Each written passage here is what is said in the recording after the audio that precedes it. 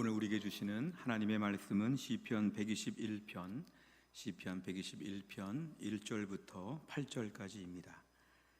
구약성경 897페이지 시편 121편 1절부터 8절까지의 말씀이 되겠습니다.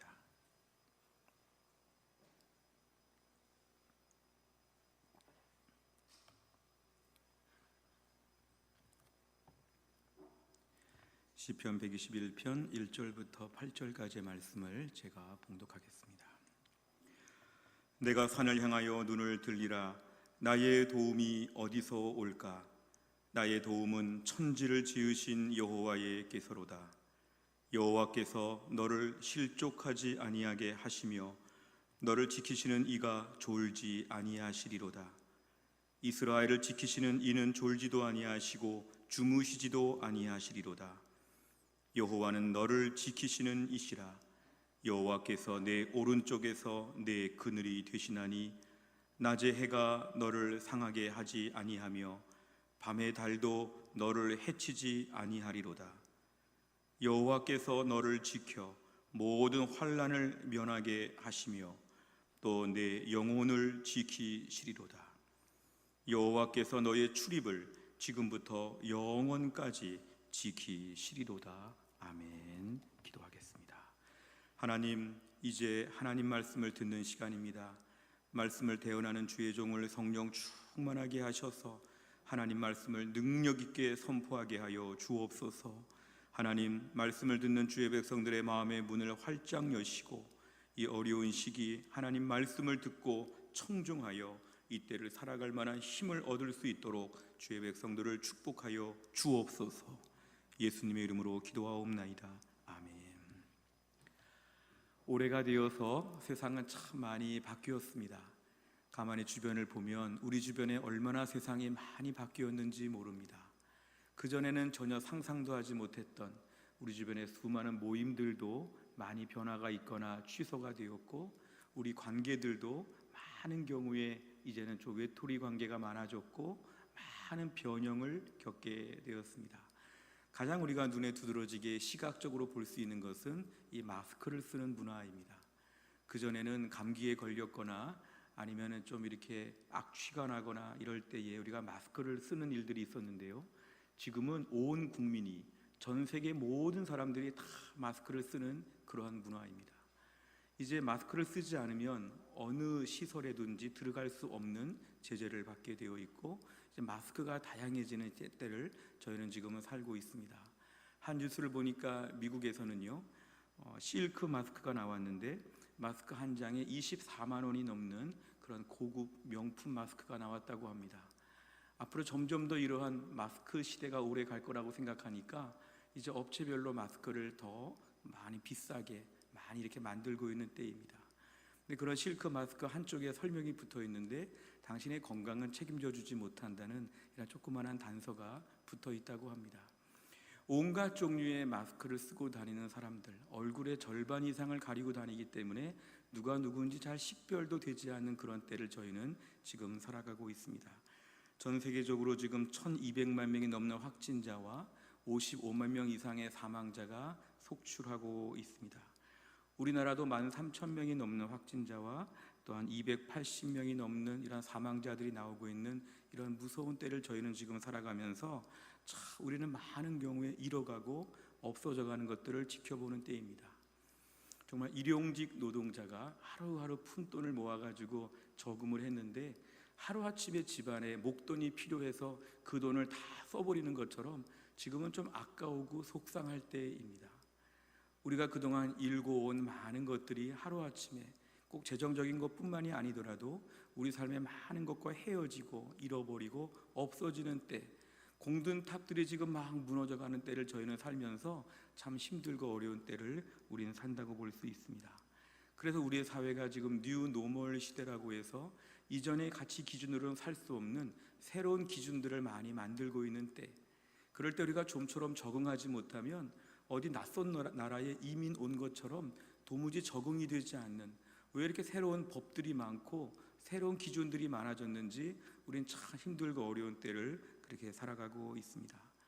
많은 전문가들의 의견에 따르면 절대로 과거의 시대로는 돌아갈 수 없는 이제 새로운 시대를 저희가 살아가기 때문에 대처해야 된다는 이야기들을 합니다.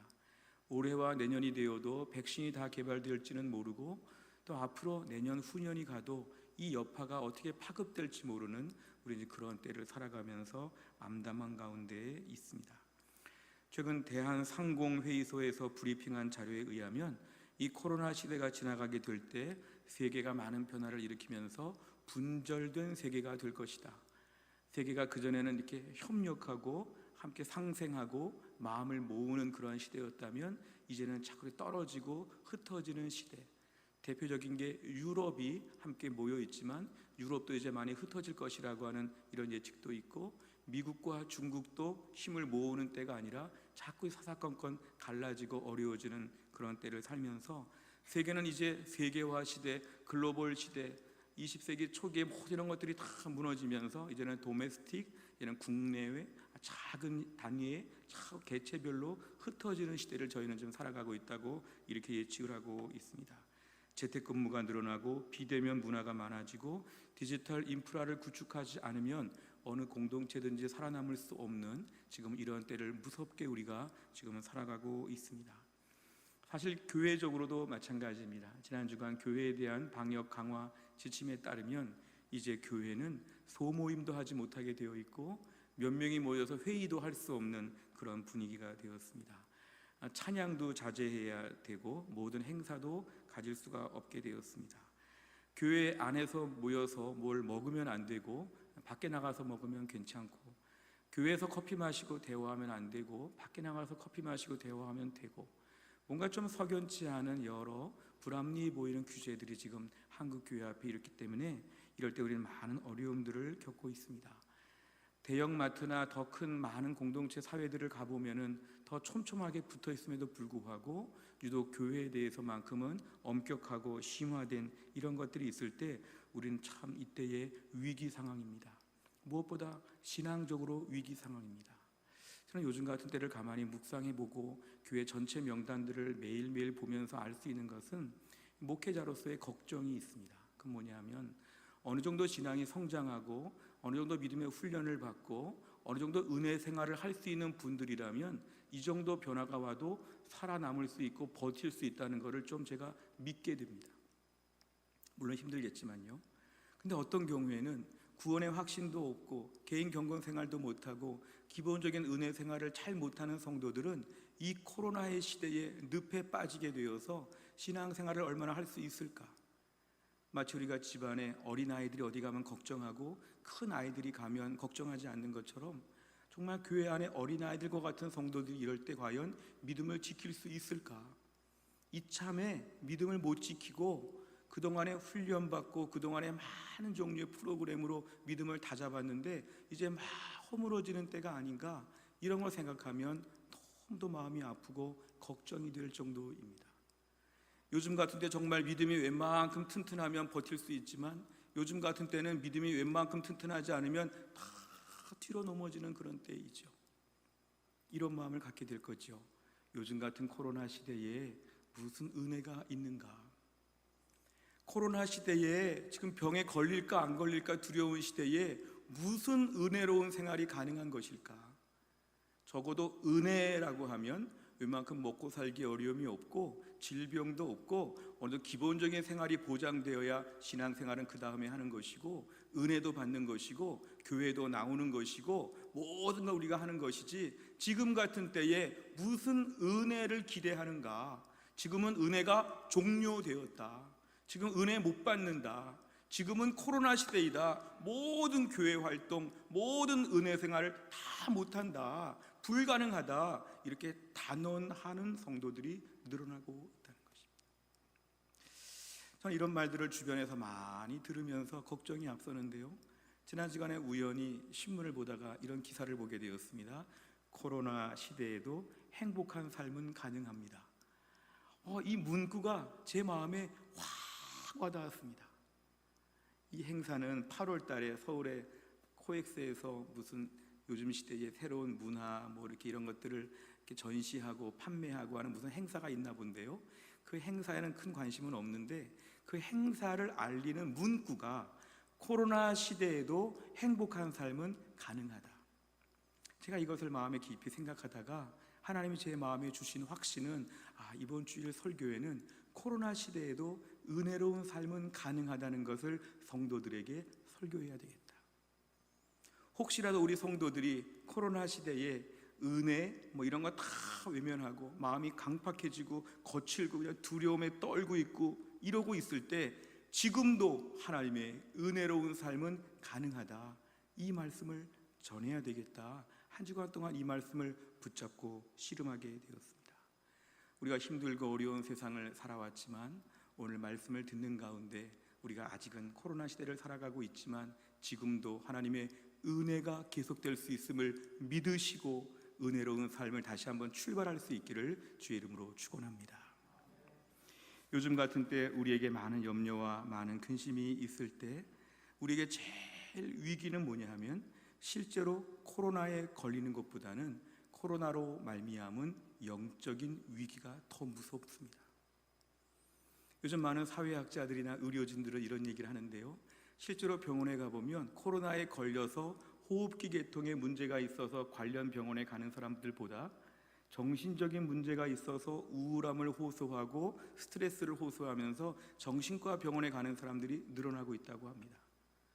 내가 실제로 육체적인 이런 코로나에 걸리지 않았는데 정신적인 코로나에 걸려서 매사의 삶이 지금 다 엉망진창이 되어서 코로나 확진자가 된 것 같다, 이러한 자기의 정신 상태를 호소하는 분들이 많아지고 있다는 것이죠.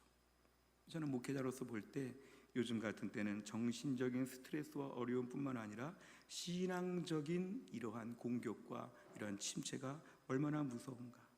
제가 말씀을 준비하다가 한번 문진표를 만들어 봤습니다. 병원에 가면 진료받기 전에 문진표, 건강검진 받기 전에 문진표를 작성하죠. 제가 문진표를 한번 만들어 봤는데 4가지 질문에 한번 답을 해보시기 바랍니다.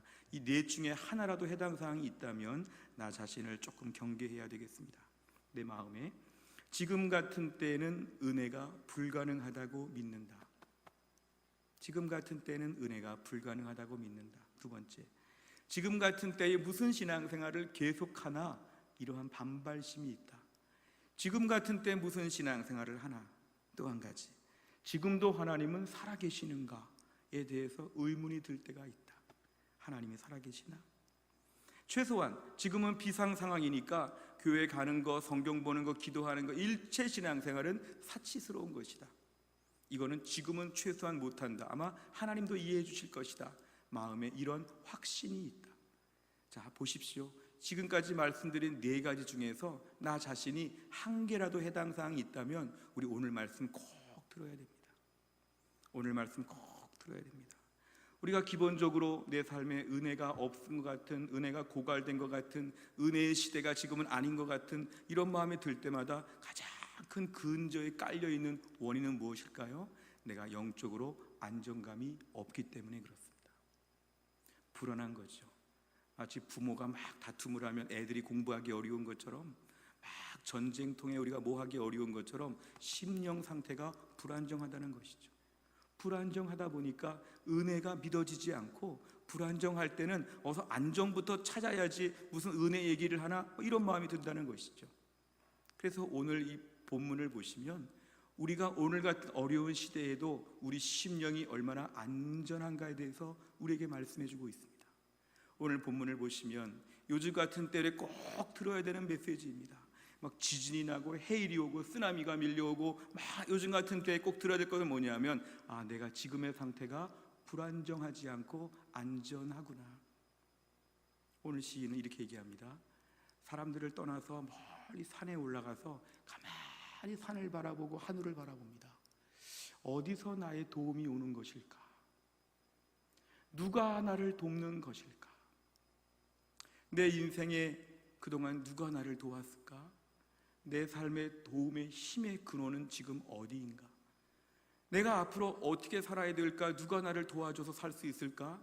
여기에 대한 것을 깊이 묵상하는 것이 오늘 1절과 2절에 나와 있는 고백입니다. 내가 산을 향하여 눈을 들리라. 나의 도움이 어디서 올까? 누가 나를 도울까? 우리가 예배실이 지금 만약에 시원하다고 하면은 예배실 안에서 에어컨이 있기 때문에 에어컨에서 찬바람을 내주고 있죠. 이 강대상이나 이 피아노나 앰프나 의자나 바람이 나오는 데가 없습니다. 예배당 공간 안에 에어컨에서 지금 계속 찬바람이 나오니까 예배실 안이 어느 정도는 그래도 시원하게 우리가 예배를 드릴 수 있는 것이죠. 우리가 오늘 내 인생 가운데 어디서 지금 나의 도움이 계속 나오고 있는가? 이 부분은 깊이 묵상을 해봐야 합니다. 과연 누가 나를 돕고 있는가? 어디서 도움의 바람이 지금 나에게 불어오고 있는가? 이 부분은 깊이 묵상을 해야 된다는 것이죠. 사람들 중에 후견인이라고 하는 것은 이런 것인데요, 후견인, 뒤에서 서포트를 해주는 사람이 있다는 거죠.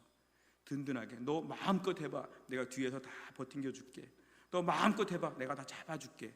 너 한번 모든 거 다 네 원하는 대로 해봐, 내가 너를 책임질게. 누가 너를 무시하거나 공격하면 내가 다 해치워 줄게. 너 마음껏 하는 대로 해봐. 너 돈이 필요해, 뭐가 필요해, 내가 다 해줄게. 이런 든든한 후견인, 이건 후견인이라는 말의 뜻이죠. 요즘 같은 때로 우리가 살면서 알 수 있는 건 뭐냐면요, 인간적인 후견인들이 많이 약해지고 힘들어지는 때가 요즘 같은 코로나 시기입니다. 그동안에는 내 직장이 나에게 든든한 후견인이 되었어요. 내 부모님이 나의 든든한 후견인이 되었어요. 내 남편이, 내 친구가, 누구가 내 든든한 후견인이 되었어요. 내 인생에 수많은 후견인들이 많아가지고 내가 세상을 살면서도 어느 정도는 살 수가 있었어요.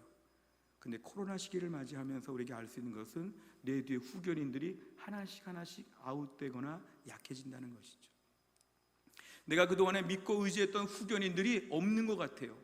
내가 혼자 사는 것 같아요. 요즘 같은 때 정말 누가 나를 도와줄 수 있는가? 어디에서 힘이 나는가?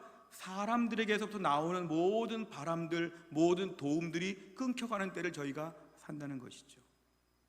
이럴 때 우리는 낙심하고 절망하기가 쉽습니다. 근데 성경에 의하면 시편 144편 15절에 봅니까?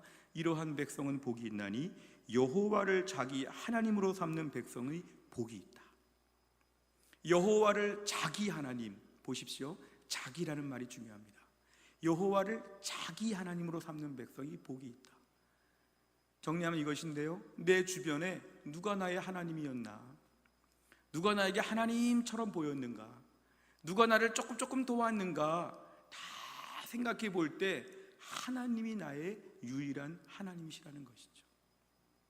큰 회사를 치면은요, 그 회사에 뭐 10억을 투자하고 100억을 투자하고 뭐 몇천만 원을 투자하고 이런 투자자들이 많이 있을 수 있죠. 근데 우리 회사에 누가 5천억을 투자하는 사람이 계시다면 이거 참 든든하죠. 어려운 일이 생겼을 때 나에게 1,000만 원 주던 사람, 2,000만 원 주던 사람들이 투자 못하겠다, 힘들다, 다 떨어져 나가는데 관심 있게 보는 5천억 투자하는 분은 계속 투자하겠다고 하면 우리 회사가 안정되죠. 오늘 우리 삶 가운데 그동안에 나에게 조금 도와주던 많은 투자자들이 지금 다 몰락하고 있습니다. 내가 의지했던 많은 도움의 요소들이 다 사라지고 있습니다. 이럴 때 우리들은 나에게 이 사람은 몇 프로, 이 사람 몇 프로 지분이 있었는데 어떡하나? 이럴 때가 분명히 알아야 될 건 뭐냐면 여호와를 자기 하나님으로 삼는 백성이 복이 있다. 내 인생에 필요한 도움의 99.99999%를 도와주시는 하나님은 지금도 건재하시다. 이런 믿음 주시기를 주의 이름으로 축원합니다. 내 삶의 10%, 5%, 1%, 0.1%, 0.001% 이런 거 도와주는 사람들 붙잡고 내가 당신에게 시간 줄게요. 당신 밥 좀 같이 먹어요. 당신 내 말 좀 들어보세요. 나 이거 필요해요. 막 매달렸던 것들 다 정리하시고 하나님 요즘 같은 때는 우리 인생의 99.9999999%를 투자하시는 하나님이 우리 삶을 붙잡고 계심을 우리는 믿어야 합니다. 그동안에 여러 우리 인생에 도움이 되는 대역들이 있었죠. 때로는 우리 부모님이나 우리 주변의 많은 사람들이 우리 대역이 돼서 우리를 도와줬죠. 지금 같은 때는 하나님과 다이렉트로 나아가는 시간입니다.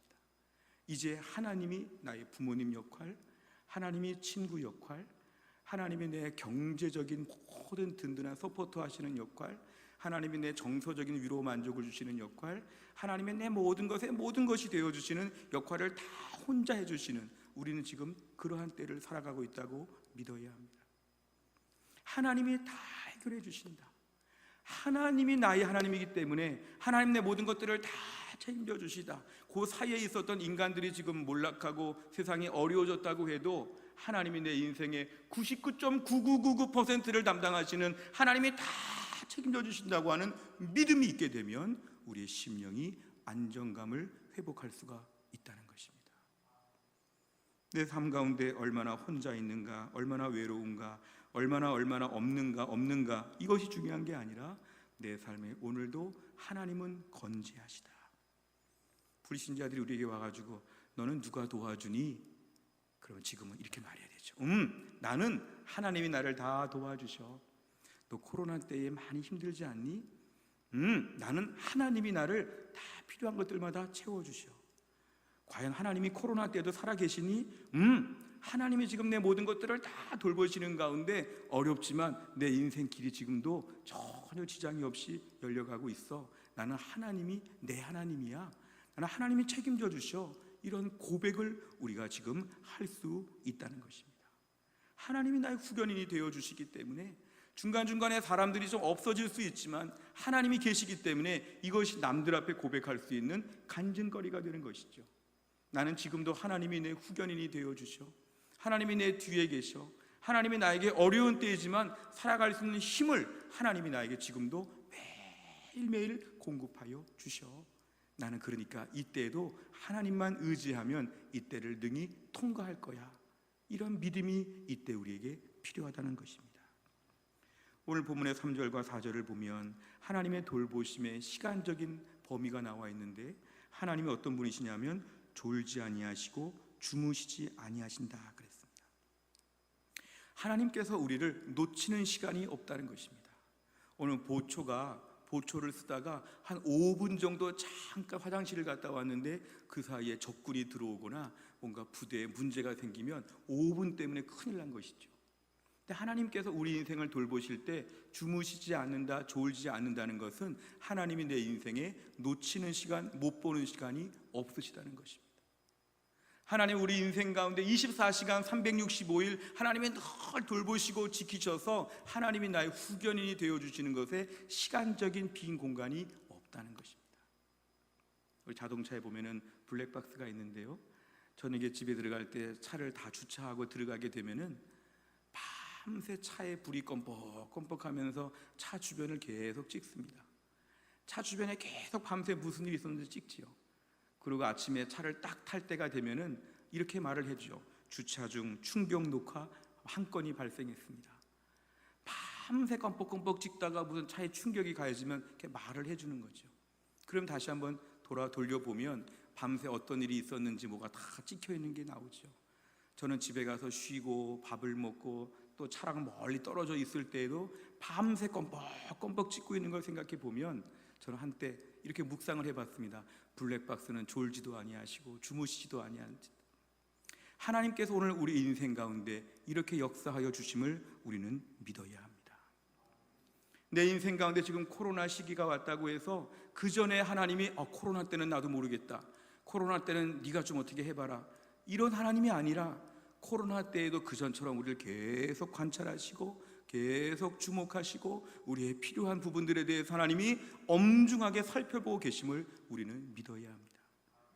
히브리서 말씀 보면 13장 8절에 예수 그리스도는 어제나 오늘이나 영원토록 동일하시니라. 아멘. 저는 저 말씀 묵상하는 중에요, 어제라는 말이 참 풍성한 묵상을 가능케 하는 걸 알게 됐습니다. 어제가 어떤 날입니까? 우리 인생에 많이 힘들고 어려웠는데 하나님이 살려주신 날, 어제 많이 부끄러웠는데 어떻게 우여곡절 끝에 해결된 날, 어제는 우리 인생 가운데 많은 사건들 가운데 구원을 받은 날, 기뻤던 날, 좋았던 날들, 하나님이 어제 우리에게 베풀어 주신 기적이 오늘도 계속된다는 것입니다. 내일도 또 계속되는 것입니다. 이게 바로 믿음의 사람들의 고백입니다. 어제 하나님이 이렇게 해주신 거 보니까 오늘 이렇게 해주실 걸 믿습니다. 어제 오늘을 보니까 내일을 믿습니다. 이게 바로 믿음이라는 것이죠. 내가 어제 너무 큰 기적 같은 은혜를 보니까 이건 전무후무한 것이지 다시는 불가능해, 이런 건 불신앙입니다. 하나님 내 인생 가운데 수년 전에 아니면 수십 년 전에 어떤 어려운 일 가운데 우리를 구해 주시고 살려 주시고 이렇게까지 돌봐 주셨다면 우리는 믿어야 됩니다. 이 복사본이 또 한 번 돌겠구나. 하나님이 또 한 번 이런 식으로 해주시겠구나. 어려운 일 당할 수 있는 건 계속 반복되겠지만 문제는 하나님의 도우심도 반복되겠구나. 이거를 믿어야 됩니다. 어려운 일도 반복되지만 하나님의 돌보심도 반복된다는 걸 같이 믿어야 됩니다. 이게 바로 뭐냐 하면 하나님은 시간적으로 우리의 모든 시간을 관장하여 주신다. 또한 우리 인생을 놓고 볼 때 우리 인생에 10대, 20대 시절이 있었죠. 30대, 40대, 50대, 60대, 70, 80대까지 쭉 갈 때 우리들의 마음에 분명한 믿음은 뭐냐 하면 하나님은 내 인생의 처음부터 마지막까지를 다 돌보신다. 우리의 직장이 우리에게 몇십 년을 보장하여 줄지 모르죠. 또 같이 있는 배우자나 누가 우리 인생 가운데 몇십 년 같이 할지 모르죠. 우리의 자녀가 몇십 년 우리와 같이 할지 모르죠. 이거는 다 한시적인 것입니다. 근데 이사야 46장 3절과 4절에 보면은 하나님께서 우리를 돌보시는 돌보심은 이러십니다. 하나님은 태어남으로부터 하나님이 안아주셨고 태에서 남으로부터 하나님이 업어주셨는데 4절에 보니까 너희가 노년이 되어도 하나님은 안아주고 업어주고 백발되어도 품어준다. 저는 저 말씀이 너무 좋습니다. 우리가 젊을 때, 똑똑할 때, 힘이 왕성할 때, 돈도 좀 있고 능력 있게 보일 때 우리 인생의 몇 살이 그런지 모르겠습니다. 30대가 그럴지 40대가 그럴지 50대가 그럴지 내 인생 가운데 어느 정도 막 자신감이 넘치고 좀 뭔가 똘똘하게 보이고 그때에 하나님 우리와 함께 계신다. 저 말씀에 의하면 노년이 되어도 그런 것들 다 잃어버리고 그런 것들이 없어져도 하나님은 어떻게 하시냐? 안아주시고 업어주시고 품어주신다. 하나님의 우리를 향한 시간적인 관념을 우리 좀 바꿔야 됩니다. 하나님은 내 인생의 처음부터 마지막까지, 더 성경적으로 말하면 죽음 이후에 영원할 때까지도 하나님께서 우리를 돌봐주심을 믿으시기를 바랍니다. 그래서 우리의 인생은 인생의 어떤 시간이 와도 이 속에서 낙심할 게 없습니다. 새로운 고난이 오면 새로운 은혜가 있을 것이다. 코로나 시대에 걸맞는 코로나의 은혜가 있을 것이다. 이번에 많은 거 손해보고 많은 거 절망했지만 하나님이 나를 웃게 하실 것이다. 하나님이 춤추게 하실 것이다. 교회적으로도 지금 저는 너무 속상하고 안타까울 때가 많지만 이런 마음의 기대감이 늘 있습니다. 이 코로나 시기를 지나고 나면 하나님이 교회에 은혜를 부어주실 것을 믿습니다. 지금의 때를 살아가면서 당장의 모든 걸 다 볼 수는 없으니까 지금 좀 힘든 시기이긴 하지만 분명한 것은 코로나 시기에 하나님의 은혜가 덮어진다. 코로나 문제에 하나님의 해답이 주어진다. 하나님께서 우리 가운데는 평생을 책임져 주시기 때문에 하나님의 신실한 말씀을 정말 믿는다면 이 때도 우리가 담대하게 걸어갈 수 있다는 것입니다. 우리 가운데 어떤 분들 노후를 걱정하는 분들에게도 권면합니다. 노후에 대해서도 하나님이 책임져 주십니다. 우리의 사후를 해결해 주신 하나님이 노후를 책임져 주시지 않겠느냐? 은퇴 이후를 책임져 주시지 않겠느냐? 하나님이 우리 인생 가운데 시간적으로 무한대를 책임져 주신다고 할 때 우리 이런 말씀을 뭐 비유적으로나 뭐 철학적으로나 수사학적으로나 이렇게 볼 게 아니라 이런 말씀 문자 그대로 받아들여야 됩니다. 문자 그대로 믿어야 됩니다. 하나님 우리 인생을 책임져 주신다. 오늘 본문을 보면 좀 더 나아가서 5절과 8절 이런 때를 보면은 하나님 우리 인생에 공간적으로도 책임져 주십니다. 오늘 5절에 보니까 여호와께서 내 오른쪽에서 그늘이 되어 주신다. 기억하십시오. 어디 가나 내 오른쪽에 하나님의 그늘이 있다는 걸 믿어야 됩니다. 미국에 가도 하나님이 내 오른쪽에서 그늘이 되어 주십니다. 미얀마와 몽골 땅을 가도 거기서도 하나님 우리 오른쪽에 그늘을 만들어 주십니다. 내가 어디 가든지 간에 그 자리도 하나님이 관할하시고 통치하시는 땅임을 우리는 믿어야 합니다. 우리가 어디서 태어났는지, 고향이 어디였는지, 10년 전만 해도 어디에 살았는지 그때의 하나님이 지금의 하나님인 걸 믿어야 됩니다. 그 믿음의 사람들은 우리의 거주지가 어디여도 우리의 삶의 공간이 어디여도 우린 걱정하지 않습니다. 역대하 16장 9절에 보면 여호와의 눈이 온 땅을 두루 감찰하신다 그랬습니다. 저는 저 말씀 참 좋은데요. 여호와의 눈이 온 땅을 감찰하신다. 내가 지금 병들어 있든지, 내가 지금 어디 좀 곤경에 처해 있든지, 내가 어떤 상황에 있든지 간에, 어떤 무서운 사람들 앞에 있든지 간에, 어떤 어려운 환경 가운데 있든지 간에 여호와의 눈이 거기서도 두루 우리를 감찰하여 주신다. 그래서 오늘 이런 말씀을 들을 때마다 내가 지금 코로나 시기를 살면서도 내가 있는 이 땅, 이 직장, 이 가정, 이 어려운 형편 가운데 하나님이 나를 주목하여 보고 계심을 우리는 믿어야 합니다. 시편 139편 9절과 10절에 보니까 내가 새벽 날개를 치면서 막 멀리 가요. 새벽부터 멀리 갔어요. 하루 종일 날아갔어요. 그런데 바다 끝에 가서 거주한다는 것은 태평양을 건넜는지 큰 바다를 건넜는데, 문제는 거기서도 주의 손이 나를 인도하신다. 하나님의 우리를 향한 돌보심이 이 정도입니다. 거기서도 주의 손이 나를 인도하신다. 오늘 우리 삶 가운데서 왜 불안정합니까? 지금은 그전과 달라졌기 때문에 하나님이 그전엔 도와줬지만 여기는 못 도와준다.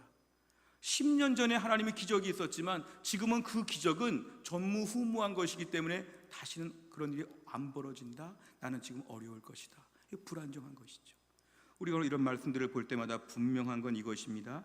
하나님께서 우리의 삶 가운데서 시간적으로 공간적으로 우리를 매일매일 돌보심을 믿어야 합니다.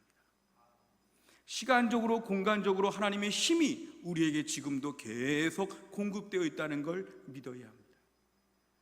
시편 3편 6절과 8절, 천만인이 나를 에워싸 진친다 하여도, 천만인 굉장히 많은 숫자죠. 천만인이 지금 막 이러고 있죠. 그런데 문제는 뭐냐면 두려워하지 않죠. 왜 그럴까요? 하나님이 나를 돌보시니까. 시간적으로 무한대, 공간적으로 무한대, 모든 시간 가운데, 공간 가운데 하나님이 돌보신다는 걸 믿게 되니까 지금의 상황 가운데도 염려가 없습니다. 왜냐하면 하나님이 지금도 답을 주시겠구나, 지금도 하나님이 도와주시겠구나, 하나님의 은혜가 여기에도 미치겠구나, 이러니까 마음 가운데 염려가 사라진다는 것입니다. 그래서 믿음의 사람들에게 제일 중요한 고백은 뭐냐면 내가 안전하다, 이것입니다. 내가 안전하다. 코로나 시기에 아침마다 선포하시기 바랍니다. 내가 안전함을 믿습니다. 내가 안전합니다. 내가 지금 안전합니다. 내 심령이 안전합니다. 내 영혼이 안전합니다.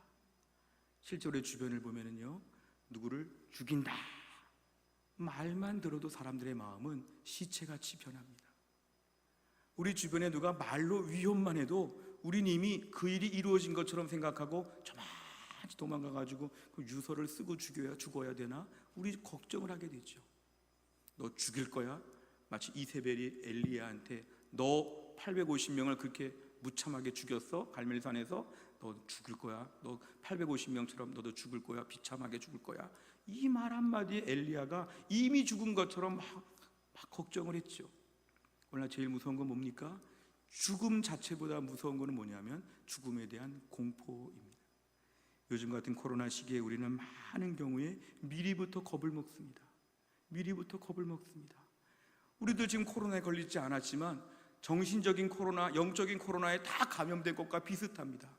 지나치게 염려하고 지나치게 불안하고 지나치게 은혜와는 자꾸만 거리를 두려고 하면서 왜 이렇게 되었는지 우린 돌아봐야 되죠.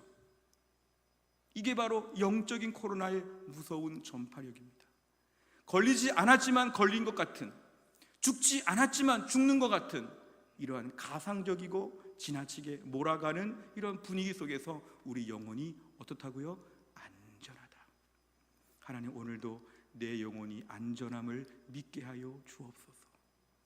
더군다나 우리는 죽음 이유가 보장된 사람이지 않습니까? 많은 사람들은 죽음이 제일 무서워서 죽으면 어떡하나 걱정하지만 우리는 죽을 수도 있습니다만 죽어도 우린 천국 가고 영광이 있지요. 사실은 우리가 생명 연장일 뿐이지 영원히 살진 않지요. 이번에 코로나 안 걸리면 다음에 다른 병이 없겠습니까? 옛날에 수많은 테러 사건들을 보니까요, 어느 테러 사건에서 기적적으로 살아난 사람이 다음 또 어느 테러 사건에 죽는 걸 봤습니다. 오늘날 우리의 삶이 코로나가 다가 아니고 인생의 어려움들은 많이 있다는 것이죠. 죽음 자체가 우리에게 문제가 아니라 우린 죽음 이후도 보장됐기 때문에 주여 하루를 살아도 믿음으로 살게 하여 주옵소서. 하루를 살아도 오늘 은혜 받고 살게 하여 주옵소서. 이러한 믿음 주시기를 주의 이름으로 축원합니다. 사실상 오늘날 우리가 은혜가 불가능하다고 생각하지 말고 하나님의 내 삶을 든든히 그전까지 뒤에서 붙잡고 계심을 믿으면 우리의 삶에 안정감이 있기 때문에 은혜도 안정적으로 공급됨을 믿어야 합니다. 하나님의 은혜 줬다 말았다 하는 분이 아니라 은혜 계속 준다, 하나님이 계속 도와주겠다, 너 산을 향하여 바라봐라, 너 누가 도와주니? 내가 도와준다, 이런 말씀을 굳게 믿게 되면 우리의 삶에는 안정감이 있습니다. 기본적으로 든든하죠. 내 삶이 안정감이 있구나, 은혜가 공급되겠구나, 이걸 저희가 믿어야 한다는 것입니다. 은혜를 매일매일 받게 되면 우리 심령이 어떻게 될까요? 마음에 기쁨이 있습니다. 아침에 뉴스를 들어보니까 부정적이고 험한 뉴스들이 많이 들리고 온갖 종류 좀 복잡하고 몸도 좀 약간 쑤시고 좀 몸 좀 답답하고 신경통처럼 코로나에 걸린 게 아닌가 별의별 생각이 많이 들어도 아침마다 눈을 딱 뜨게 되면 어떤 마음이 들까요? 오늘도 주 안에서 나에게 은혜 주실 것들을 믿습니다. 아침마다 고백하는 것이죠. 오늘도 주 안에서 나에게 은혜를 주셔서 나에게 기쁨을 주실 것을 믿습니다. 오늘도 하나님 나에게 공부할 수 있는, 일할 수 있는 힘을 주실 것을 믿습니다. 오늘도 하나님의 도우시는 힘이 나에게 오늘도 한날을 살 수 있도록 뒤에서 밀어주시고 붙잡아 주실 것을 믿습니다. 이러한 믿음이 지금도 가능하다는 것입니다. 우리 주변에 이 코로나 시대에 믿음으로 사는 사람들의 이야기를 들어보면 사실 삶은 많이 어려워졌지만 은혜는 지금도 지속된다는 걸 고백합니다. 하나님 내 마음에 기쁨을 주시고 내 마음에 찬양을 부르다가 막 감격하게 하시고 좋은 찬양을 듣다가 마음에 울컥하게 하시고 오늘도 믿음 안에서 열정을 주시고 내가 매일 기도 생활하는데 이 개인 기도 생활 가운데 하나님 기도하면 오늘도 응답하여 주시고 지금도 기도하고 응답받고 기도하고 응답받는 이 모든 일이 지금도 지속되고 있는 것이 너무 기쁩니다. 지금도 코로나 이전과 똑같하게 말씀을 매일매일 묵상해 보니까 하나님 말씀 가운데 은혜를 받으니까 너무너무 기쁘고 좋습니다. 내가 지금도 말씀과 기도를 통하여 예배를 통하여 오늘도 하나님의 은혜가 지속적으로 매일매일 만나와 같이 나에게 공급되게 하여 주시니 감사합니다. 이런 삶이 지금도 가능함을 우리는 믿어야 합니다. 하나님은 지금도 동일하신 분이십니다. 과거와 똑같이 지금도 우리에게 은혜를 계속해서 내려주실 것입니다. 우리가 지금의 어려운 때를 살아가면서 마음이 강팍해질 수 있습니다. 이럴 때 우리가 성령의 능력을 매일매일 의지하고 주의 보좌 앞에 나가게 되면 하나님께서 우리에게 지금도 은혜를 매일매일 부어 주실 것입니다. 에스겔 11장 19절 20절에 보니까 내가 그들에게 한 마음을 주고 그 속에 새 영을 주며 성령께서 우리 안에서 역사하셔서 돌 같은 마음을 제거하고 살처럼 부드러운 마음을 주신다. 내 율례를 따르며 내 규례를 지켜 행하게 하리니 그들은 내 백성이 되고 나는 그들의 하나님이 되리라. 우리 삶 가운데서 시대가 어렵고 코로나 때니까 마음이 잔뜩 굳어 있고 잔뜩 경직돼 있고 잔뜩 돌덩어리처럼 마음이 막 차가워지고 있을 때에 오늘도 아침마다 간구할 것은 성령께서 우리 안에서 부드러운 마음을 허락하여 주시옵소서. 오늘도 하나님 말씀 앞에 막 반응하고 하나님께 막 기도하고 내 속 심령이 막 살처럼 부드러운 피부처럼 내 심령이 변화되게 하여 주시옵소서. 반복적인 부정적인 뉴스 매일매일 들으면서 거칠어지고 강팍해지기 쉬운 때에 오늘도 하나님의 은혜는 믿는 자들에게 계속 부어짐을 믿게 하여 주시옵소서.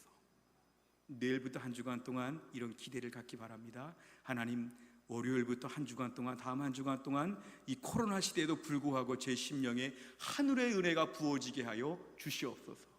우리 계속한 모든 성도들이 이번 한 주간 동안을 살면서도 코로나 시대에도 불구하고 은혜로운 삶은 가능합니다. 매일매일 천국의 기쁨으로 춤을 추며 하나님을 영화롭게 하며 하늘의 감격과 뜨거운 열정을 가지고 주를 위해 살 수 있기를 주의 이름으로 축원합니다.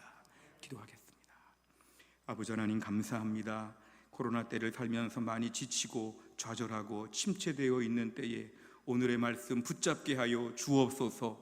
코로나 시대에도 은혜로운 삶은 가능합니다. 하나님이 동일하셔서 나에게 오늘도 그전처럼 똑같이 힘을 주시고 나에게 새롭게 하여 주실 것을 믿고 하나님 주시는 안정감을 가지고 매일매일 은혜 위에 은혜를 부어주실 하나님을 매일매일 붙잡게 하여 주시옵소서. 우리의 심령이 부드러운 마음이 되게 하여 주시어 감격이 넘치고 눈물이 넘치고 혼자 막 기뻐하고 막 즐거워하고 불신자들이 알 수 없는 하늘의 큰 영광을 매일매일 누리며 살게 하여 주시고 그 힘으로 이 때를 버티게 하여 주옵소서. 해성교회 흩어진 성도들 이번 한 주간 동안 이 말씀 붙잡고 매일매일 은혜로 견고하게 살 수 있도록 붙잡아 주옵소서. 예수님의 이름으로 기도하옵나이다.